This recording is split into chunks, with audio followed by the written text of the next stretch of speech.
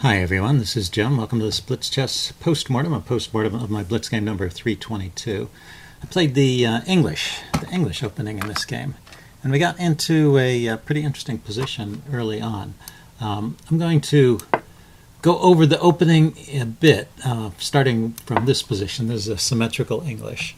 I have in the past played moves like knight c3 and g3, which you see are the second and third most popular moves here, and that's what I'm mostly familiar with. This time I played knight f3, sort of by accident, I guess. I wasn't really thinking about the positions I was wanting yet. And well, the point with knight c3 and also g3 is to get a bishop here and control these squares, or to try and get some influence on those squares. Although I have discovered playing the black side of the English that black with proper play can always get in the move d4 if he wants to play that. So you're not really preventing d4, but you're getting just your pieces out in this diagonal and coordinating them that way. So knight f3 doesn't really contribute to that plan, but it helps in another way. It helps by stopping black from playing e5. So if we slow down for a minute here and take a look at the alternative knight c3, one of the most popular other alternatives. Yeah, e5 is in fact playable here. It's not like the most popular move, but that was e6. Let's see what the engine says about e5. Yeah, see, it gives white the usual opening advantage, but nothing great. And black has sort of a reverse Maroczy bind. I've just run into this in Blitz a few times, so I think it's an interesting way to play, and it is possible with these other moves. But knight f3 clamps down on it. Now, if black wants that e5 c5 formation, he can get it by playing knight c6 here, the second choice. But my opponent plays knight f6, and we get into the four knights variation of the symmetrical English. Pretty standard line. He played knight c6 here. I guess e6 is slightly more popular, and d5 immediately is also playable. But he gets his knights out first.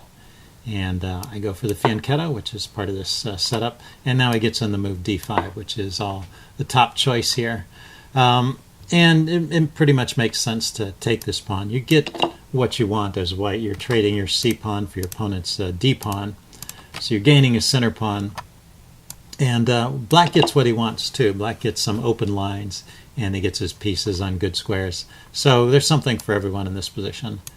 And like many openings, playable for both sides. And we're still following the main line here, bishop g7.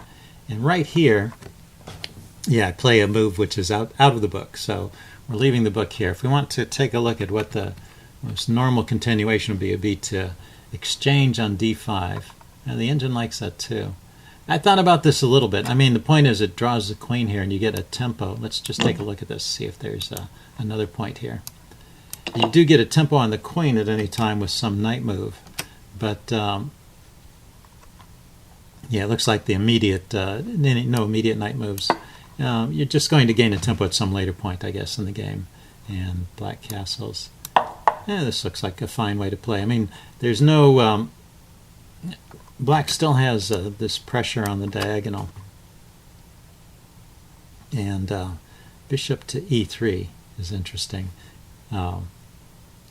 Okay, well, we'll get to a similar point in the game. I was just saying bishop to e3 actually gives up the pawn there, but we'll get to this point in the game where something similar happens. Okay, so in the game I played a3. I was preparing the move queen c7. Oh, if we back up, in this position I could have also considered queen b3. Which the engine, right now it's rating it even, but if you let it think about it for a while, it starts to like that move, queen b3. That rises in evaluation. The idea is with queen b3 is actually putting pressure on this knight, and once again you could move your knight with tempo and maybe, well, you're immediately threatening to take the knight, I guess, because your knight is already attacking it.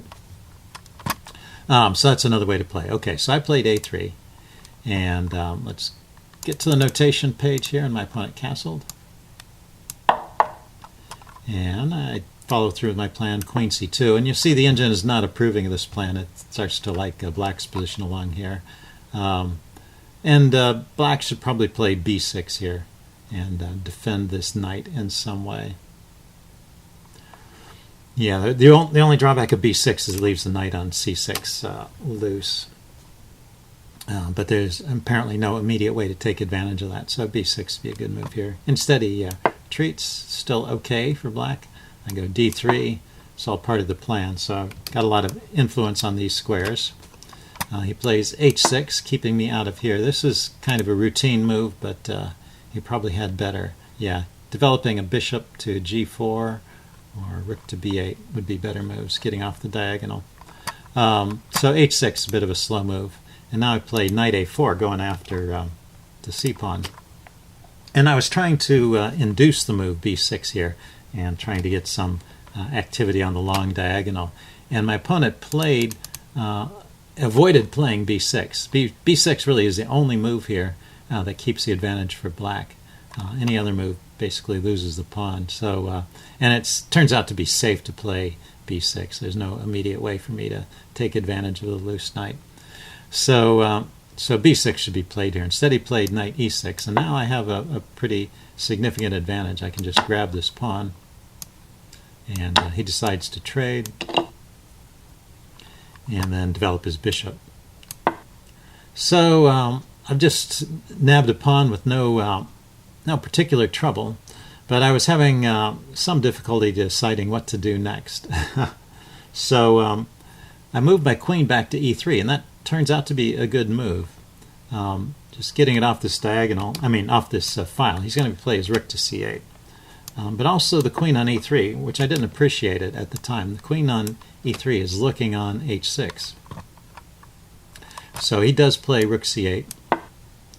And then I decide to play bishop d2 and just let this pawn go. I realized after I played this that this pawn was hanging, but I thought I would get counter pressure on the b file. And my opponent falls for it. He grabs the pawn. And this is the interesting point, well, one of the first interesting points in the game that I wanted to talk about. There's a theme in a lot of openings where there's a fianchetto, which is the strong bishop on the open diagonal is a really valuable piece. And black does not really want to give it up for a mere rook. So, I sort of move the rook reflexively, but you see the engine is recommending queen takes h6 here. And let's just explore what would happen. So suppose he continues and takes the rook. There's actually a mate in 5 here, starting with knight g5. So this is how important that bishop is. The bishop had to retreat immediately to defend the squares around the king. The king is in big trouble now. Let's see, rook e8 is the only way to stop the mate in 1. Queen h7 check, king f8, knight e6 check. I can't immediately go to... can't I just play rook takes a1? Yeah, okay, rook takes a1 is also winning. That gives him a move or two. He can play queen to d4. Oh, trying to guard that way. Now knight takes e6 check. This is a neat tactic. Knight takes e6 check, and the king has no moves. He has to take, and then bishop to h6 check. And the king once again has no moves. Yeah, all he can do is interpose the queen, and it's checkmate. So it didn't matter. Taking the bishop didn't help in this case. So the fastest mate here was, let's see, rook e8, queen h7 check, king f8, and then now the immediate knight takes e6 check. And the point of this is really just to clear the diagonal for the bishop with tempo. So there's a mate threat and no way to meet it. You can, retreat the bishop and then he gets mated. So it's just not safe for him to take that rook. So after bishop d2, I didn't really have to play... after he takes on b2, I really didn't have to move my rook. But I did move my rook, and he plays an even worse move here. After taking the pawn, he grabs another pawn. And of course, I'm still just thinking about this capture here, which I play. But once again, queen takes h6 is really devastating. And one point is his bishop has he's kept his bishop, but it's totally left this diagonal. So it's just interesting. Now, all my attention was focused on this side of the board, and I wasn't paying attention to those threats to the king over here at all. Okay, so the game continued. I played rook takes b7, and he goes knight a5, and I grabbed this pawn, which was a mistake because it allows this fork here with the bishop and the queen. And he plays c5. He spots the fork right away. But the funny thing is that I am still winning with queen takes h6. So right here, I put this pawn here. Oh, also I had this misconception in the game that I could have grabbed the knight. If you listen to the live Blitz game, I was saying, oh, why didn't I take the knight? Well, the knight's defended, so taking the knight makes no sense at all. No, the good move here is to grab the pawn on h6. Also, other good moves here: rook to b5, attacking his knight. It's also a good move.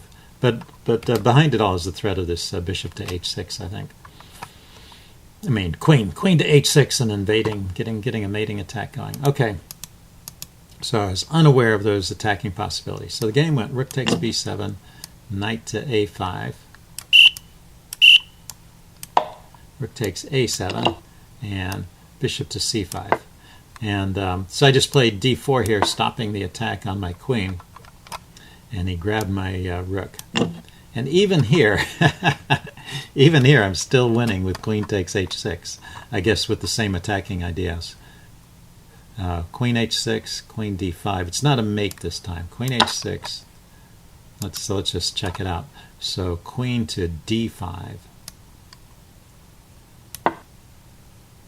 Knight to g5. Okay, and then he sacrifices his queen for the... Since I've lost a rook, he's traded his queen for a rook and a minor piece, and I have an extra pawn. So that's a strong advantage for white, and he had to sacrifice the queen to stop the mating attack. So interesting ideas there that I missed. Okay, I play queen a3, and now I'm going to go through the next few moves kind of quickly because I'm just losing here. I'm down a whole rook, and probably not playing the best moves, but even the best moves would still be losing. So it gets to this point here after some moves where somehow he doesn't manage to put me away. So I'm still playing on with my pieces, but he does get all of his pieces activated. I, of course, am trying to keep my pieces on the board and just try and create complications and hope for something. I just wasn't ready to give up so quickly, I guess. Although it was completely losing. I could have resigned in good conscience at any point here. And then a funny thing happens. I play this move, queen b6.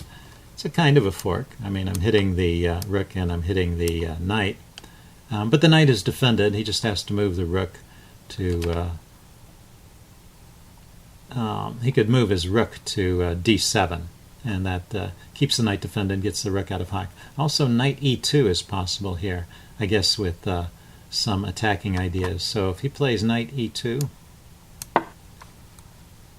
and I grab the rook now, then he's got the mate with the queen to b1, threatening this checkmate here. And apparently there's no way to defend against this one either. Well, let's go ahead and play this out. Knight g5 check. This looks like a desperado. Bishop f1. Oh, yeah, I'm just throwing material away. So there's no way to stop the mate. That's interesting. Queen g8 check. As typical computer moves, anything but an f3, and then he checkmates me. Okay, so really it's just a mate in one. Those other moves are nonsense.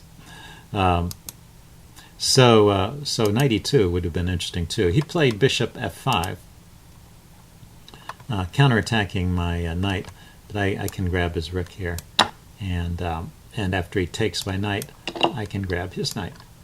So I come out, actually I'm just down a pawn. Played bishop takes g2, cancel that.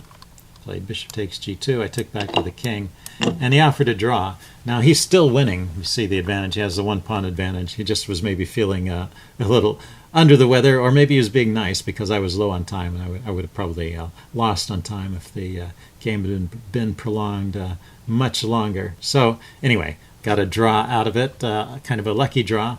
But I thought there were some interesting points. Hope you guys enjoyed that. Leave any comments you have in the section below, and I will see you again soon. Bye.